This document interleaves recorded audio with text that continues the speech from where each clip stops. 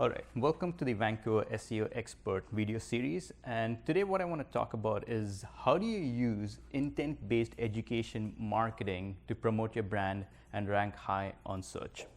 So what we have done for our own brand actually is we have done the same process and methods to rank for a very competitive keyword. And especially when it comes to marketing and online marketing on search, this industry is so competitive, the SEO industry, the digital marketing and stuff. And we have been able to rise above most of our competition in very quick time just using the strategies that I'm about to show you. So if you search for things like Vancouver SEO Expert, Experts, Vancouver SEO Guide, Marketing, Vancouver Local SEO, you will see us ranked pretty high. And for your own industry or for your own market, you could do the same thing based on the strategies that I'm about to show you. And this is not some 2019 hacks that can help you rank. What I'm about to share with you are strategies that would help you even in the future, way beyond 2019, because it's all about using education, valuable education. Basically, you're trying to educate your audience with an intent to sell your product at the same time. So the strategies will definitely be able to work way beyond 2019 and forward. So what exactly is intent-based education marketing? Intent-based education marketing comprises of the fact that you are first giving value to your prospects. And what is value exactly? Value is perceived value, which means you might think you're giving value, but if your audience or prospects does not think that they're getting anything out of it, then it's not really value. So for example, when I'm talking about how to rank high on search, and if I give you the exact strategies of how you can do it, I'm assuming that you would actually get value if you apply those principles. So if you believe that you will be enlightened, the concepts are new, the ideas are new, then it's perceived value.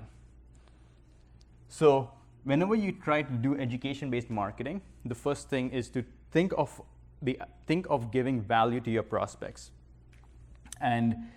And it's easy for you to give value because if you are the expert or the authority in your industry, then you are the expert. So you'll be doing things that are unique to you. And if you're able to get results, you're just sharing those results and how the process of getting those results with your prospects. So if you run a company and you're doing something unique, you're solving a pain point, that itself is a value. You're just educating your prospects how you would do it. The second thing is you got to form a connection. And it's got to be an emotional connection. So just because you're sharing information, if your prospects don't connect with you emotionally, they're not going to really buy a product or service from you. And the way I like to form connections is generally, if you're watching this video, and if you really watch my videos a couple of times, then there's good chances that you'll form a connection with me. But another strong way of actually forming connections with your prospects is going for networking events and stuff like that, where you're trying to give value through different modalities, so when they go online to search for you, they've already met you. So form connections emotionally. Try to meet with the person in and out, especially if you're dealing with a local audience. Because if they don't connect with you emotionally, they're not going to buy a product from you. And they're not going to, just because you connected with them emotionally, if they don't see value in what you're giving, they're not going to pay you money. So it all goes hand in hand. And last but not the least, you got to have a close, which means you got to have a call to action. So once you form a connection with your audience, you're giving them value. The last but not the least is how do you basically make the sale? So just educating blindly is not going to help you out. You got to also make sure that your bank account is healthy. In that sense, you always want to try to make a sale. But you don't want to force a sale. You don't want to be the salesy salesperson in a car showroom who's just constantly forcing a sale just to meet their numbers. The way you subtly do this is in your video series like this. If I have to make a sale, I would say, hey, if you want to accomplish all of this, in the sense, if you want to know more about how to create perceived value and how to create a connection with your audience, then we can do that service for you. And if that's something that is really important to your business, in order to reach more organically to your customer, you want to reach more organically in terms of ranking high on search, you want your social media to perform better, then let us do the work for you, and then, so that you can focus on the other aspects of your business. So that's a simple form of how you basically ask for a sale. I'm not going too deep into, I need your money right now kind of a thing. Or this whole video is not about sales, but it's more about education, 75%, and then 25%, closing the deal. And you want to do this in all forms of content. Now, this is a video series. If you're writing a blog, so I'm just going to put your types of content.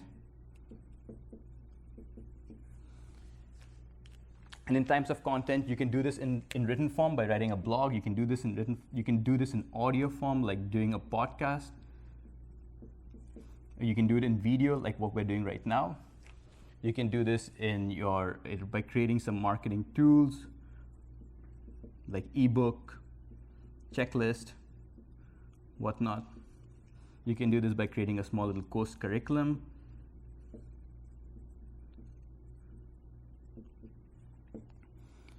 So these are the ways in which you can provide education marketing with an intent that if they want to read your blog at the end, you can always somehow close some form or the other in terms of, they can exchanging information in terms of ebook or a checklist. Similarly, for a course curriculum, if you're teaching a particular product to an audience, then you want to basically exchange some information in return. But what's the beauty about all of this is you don't talk about yourself at all. You only talk about your customer. Now, I hate talking about myself, and frankly speaking, no one wants to know much about me. But everybody is selfish. They want to talk only about themselves. So the great part about all of this is you are talking about your customer. You're talking about their pain points, their aspirations, their motivation, their inspiration, their desires, their struggles. Because everyone likes to talk about themselves, and all you're doing by providing value is talking more about themselves. And by doing so, you would actually capture their attention much quicker. So and however you share this, whether you're sharing it through social media, you're sharing this through YouTube or whatnot, the whole idea is to talk about your customers' pain points. That's how you can give perceived value.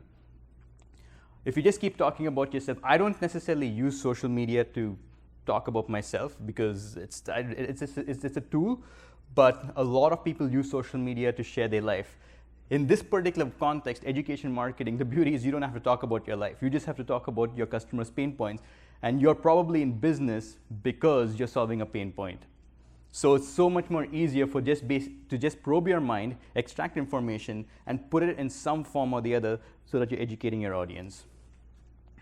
So just to recap, if you do this with the intent of educating and giving value, the search will start picking up your content.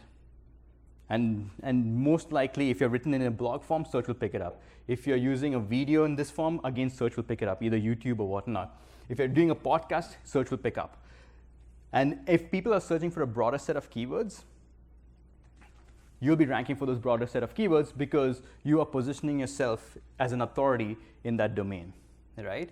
So the best way to do and promote your brand and rank high on search is to forget about all the technical aspects behind ranking and focus more on giving value. And focus on giving value in a way that you're educating your users and your prospects. And do it in such a way that you're building a connection first, and then you're also asking for a call to action. And if you follow the strategy, which is basically intent-based education marketing, you will see your website starting to rank high. You will also see that you'll be able to build brand awareness. And if you're ranking for very competitive keywords on search, customers and prospects are going to find you, they're going to call you, and it's your job to close the sale. And this is how we have been running our business. 25% of our business just comes purely from SEO, and this is what we do basically. There's no advertisement. And the thing is, if you believe that one of your organic content is working properly, then you can even add paid advertisements on top of it. So you can if your video is performing well on social media, then you can boost that particular video on Facebook, so that you can reach a broader set of audience. And if they find your content useful, you might be able to exchange some form of information with them, and in return for something more valuable. And then you can probably close them down the road over time. So either ways, it's always a win-win strategy.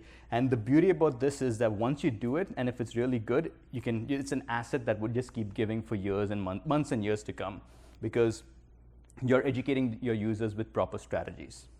So this is what intent-based education marketing is in a nutshell. Thank you.